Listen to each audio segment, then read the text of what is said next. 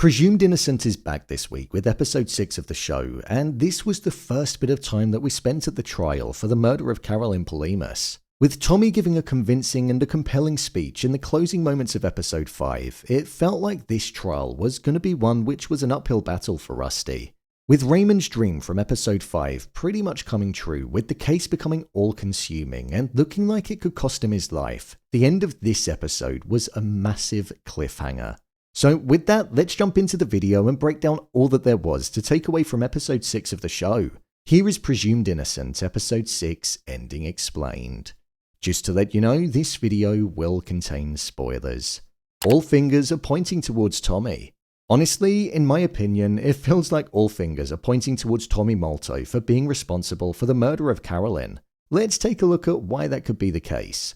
Within this episode, we saw that he was questioning the medical expert, Dr. Kumagi, about what likely happened to Carolyn on the night that she was murdered, the estimated time of death, and how she was most likely killed. The questioning went well, until Raymond pretty much wound up the doctor and showed that he was quite chaotic and that his opinion couldn't be trusted.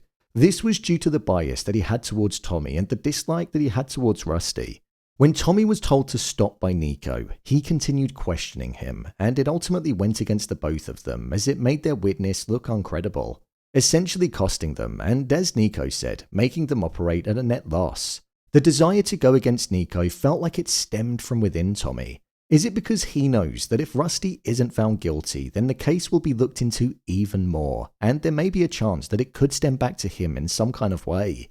We saw how manipulative of an individual he could be in the previous episode when he was speaking with Eugenia and essentially threatening her by saying that he'd make her lose her job if he went against her.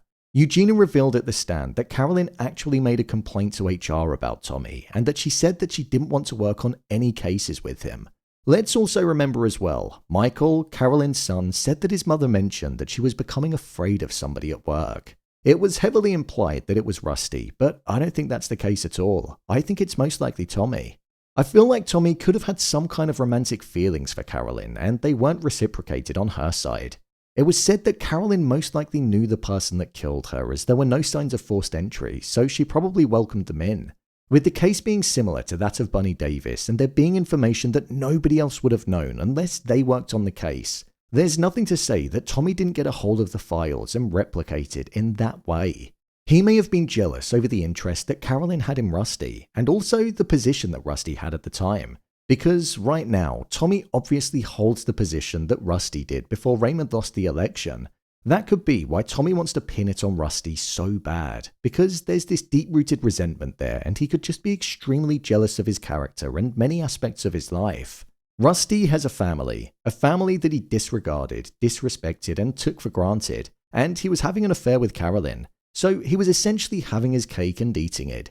There was a really important shot in this episode, and it was one of Tommy returning home to an empty house with no wife, no family, just his cat giving him a warm welcome. If you compare that to the brief few seconds where everybody left Rusty's house and he was on his own, they felt very similar. The space almost consumed them. So I think Tommy is extremely jealous of Rusty, his life. I feel he also had feelings for Carolyn. They weren't reciprocated, and that's probably what motivated him to do the murder. It was said in this episode that it was a sudden act of murderous rage, but I don't think that's the case. Tommy would have most probably known how to have got around not leaving evidence there, and I think this was something that he planned on doing. Will Raymond survive?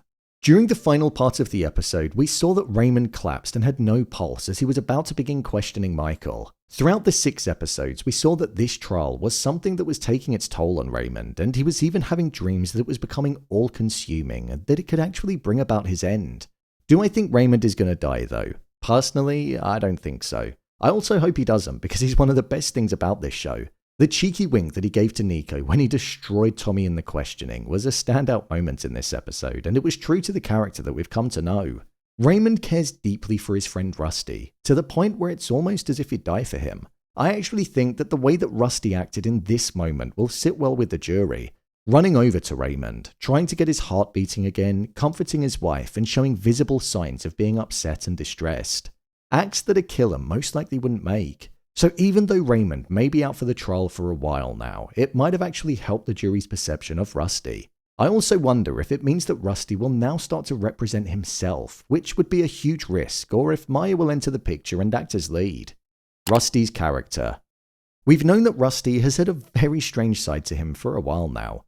We know that he was pretty much obsessed with Carolyn, and we heard that on the day that she was killed, he sent her around 30 text messages, something which didn't look good for him at all.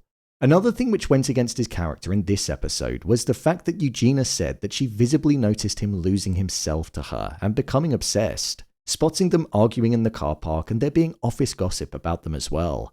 Rusty found out in this episode that Barbara was with another man not that long ago, and we saw a sense of rage within him towards a woman for the first time.